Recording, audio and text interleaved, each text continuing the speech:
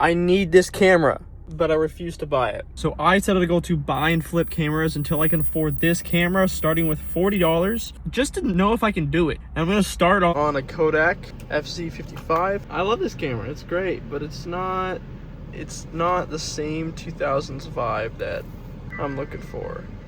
This is a Fujifilm XP10. It's pretty cool. It's also similar vibe, a little bit easier to use. A little bit older too. It is dust proof, waterproof, all that jazz.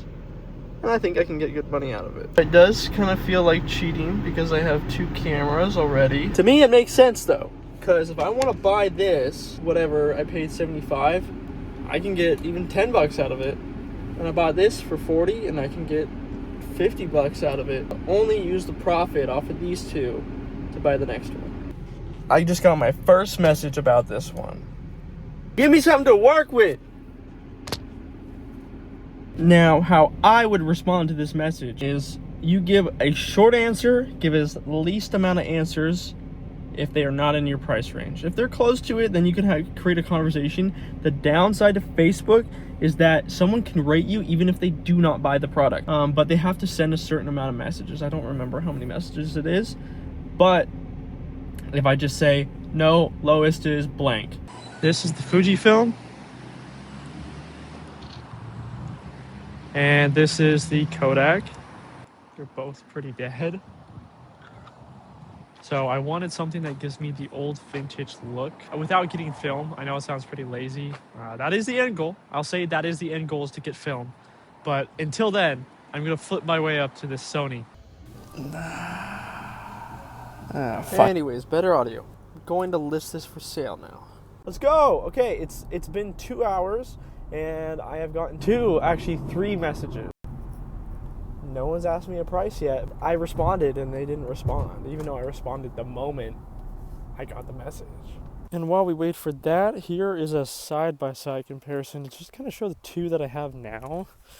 So apparently I forgot to put in the SD card for the Kodak, so you're just gonna get the Fujifilm for this one, but you get the idea.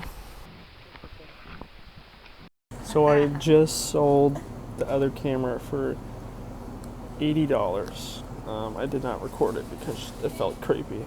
Oh, a la carte. So I'm on my lunch like a day later, and I don't know what this camera is, but I see there's no description or anything of what, it just says camera or something like that. So I looked it up and it sells for $220. So I'm going to see if I can lowball this lady. So I got it. It is an A2500. I think there's only one true way to test out the quality. It's not bad. I can definitely see the age though.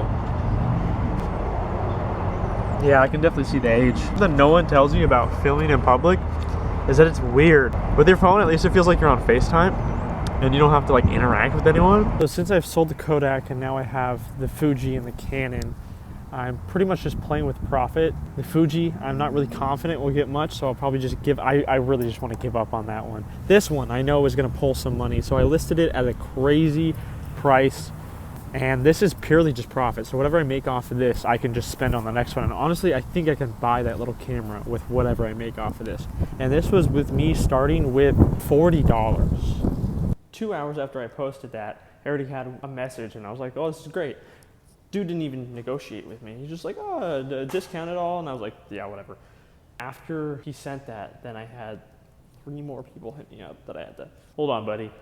You got someone looking at it. But that is a guaranteed sale. I guess it's not guaranteed until it happens. But that means I will have already completed my goal. And it's been 3 days. So I just sold it and I was about to buy one on eBay, but that takes way too long. So I found this one for $180, which is a little out of my price range, but I think I can lowball the guy. I got it. 8 days. A couple days ago I said 3 days, but it was 8 days it took me to get this thing. Now we can see what all the hype is about. I feel like it's only proper if I show you the quality since I hyped this up for so long. So here it is. Here's the camera. I'm using my phone as a mic because you wouldn't be able to hear it. I don't really care about this camera that much. I just thought it was kind of cool. It's just putting in perspective how easy it was for me to do this in 8 days. My review so far is that it's pretty good. It's wide. It's at 25 millimeters, which is great.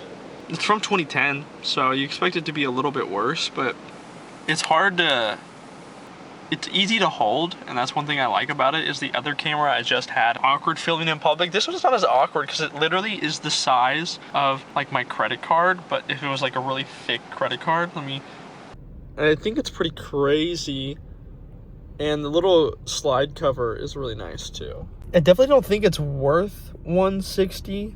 I think the coolness factor is there and people will pay $160. Like if I wanted to sell it, I'm sure I could get what I want for it.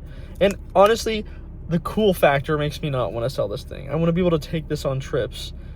That being said, I think this is worth about $80, not $160. So probably about half of what its retail value is. My consensus is it's like 8 out of 10. Worth the hype? No. Should you get it? Yes. Here's a comparison of phone versus camera versus phone versus camera versus phone versus camera. Thanks for watching. I appreciate it. This is one of the first YouTube videos I've done in a while that I've constructed and actually planned out. This feels like a milestone for me. Give me some feedback in the comments. I think the next one I'm going to try to buy a film camera. Jesus.